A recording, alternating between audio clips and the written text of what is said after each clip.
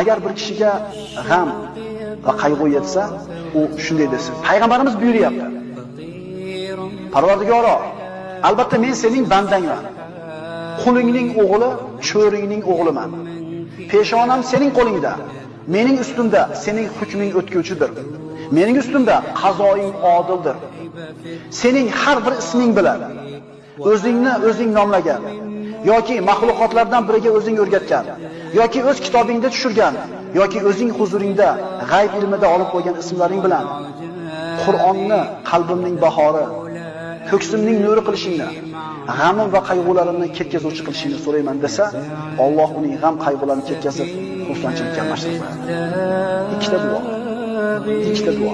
Mana shu duolarni yodlab, bir marta ertalab, bir marta kech vaqt aytib qo'yganman. Kimimiz ojizlik qilamiz? Bir juda ham chiroyli duo bor ekan, eshitib turinglar-da. Bu duo Imom Termiziydan keltirilgan ekan, Abdulloh ibn Yaziddan. Allohumma ma razaqtani mimma uhibbu faj'alhu quwwatan li fima tuhibbu.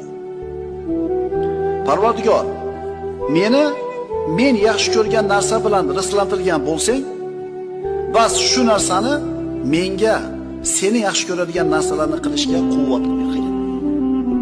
Men yaxshi ko'rgan narsalardan nimani bergan bo'lsang, o'sha narsalar seni itoatingga quvvat bo'lsin. Endi sog'likni berdimi, senga itoatga quvvat bo'lsin. Boylikni berdimi, itoatga quvvat bo'lsin. Jamiyatda bir mansab, martaba berdimi, haqni yuzaga chiqarish, adolatni qoyim qilishga quvvat bo'lsin. Farzand berdimi, seni rozi qiladigan ishlarga quvvat bo'lsin.